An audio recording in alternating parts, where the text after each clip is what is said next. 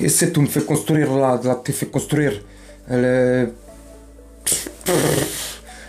000 places en plus. Là, moi je vais, écoute bien.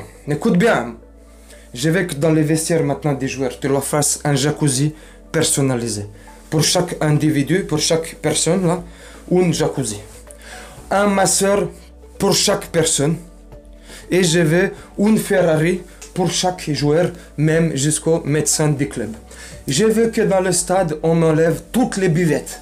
Je veux que... Attendez, monsieur, s'il vous plaît. Comment vous dire, mais c'est pas possible. Anne Hidalgo, elle va pas être contente. La mairie de Paris va encore grincer des dents.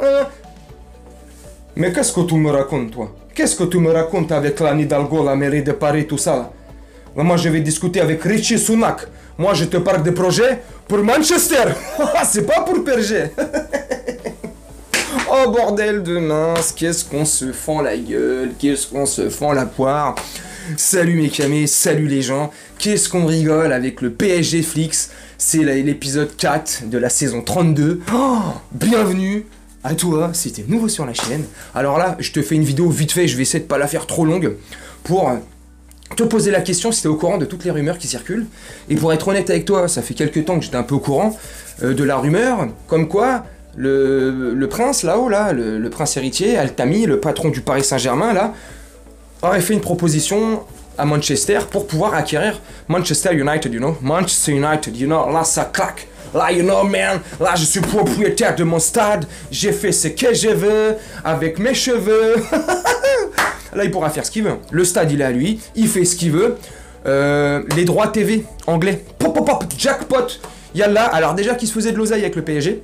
Ah là, ils vont s'en faire x100. Pop, pop, pop, pop, pop, pop, pop, pop, pop. Il y a un problème qui se pose. Est-ce que c'est possible qu'un État... T'as vu là, c'est pas un propriétaire privé. C'est pas une personne, une entité. Tu vois. C'est... Enfin, une identité... Ah, bref, tu m'as capté. Je m'embourbe. Là, c'est un État. Est-ce qu'un État pourrait posséder deux gros clubs, tu vois? Est-ce que l'UEFA accepterait, tu vois? Enfin, je sais pas si c'est eux qui décident, enfin, bref, on s'en fout. Est-ce que quelqu'un accepterait qu'un État, Al-Tatami, là, il possède le PSG et Manchester? C'est pas possible! Conflit d'intérêt, à un moment donné, tu vois, si, imagine on les rencontre avec des champions, c'est pas possible. Donc, et apparemment, on va quand même encore prendre cette information avec des pincettes, mais apparemment, ça serait le cas. Le prince, il voudrait vraiment acquérir Manchester United, il serait en pole position. Il y aurait eu 4 propositions, si je dis pas de bêtises. La proposition du Qatar, la proposition une proposition de Saoudiens, une proposition d'Elon Musk, Monsieur Twitter, you know, Mr. Twitter. Et lui, t'as vu comment il a bourbé Twitter depuis qu'il a pris Twitter. Papa, elle est woke. Salut. Bref, et Ineos. Le propriétaire de... Je sais plus comment il s'appelle, tu me pardonneras, j'ai oublié son blaze. Le propriétaire de... L'anglais propriétaire de Nice. Enfin bref, tu vois. Et apparemment, il serait en tête sur ces 4 propositions-là. Bref. Les hautes instances anglaises et le football anglais seraient prêts. Ils étudieraient le dossier, seraient capables et seraient prêts. Enfin, seraient capables, oui. Seraient prêts à vendre aux Qataris. D'où la pole position sur les 4 dossiers. Mais eux, ils demanderaient 4,5 milliards de dollars. Des broutilles.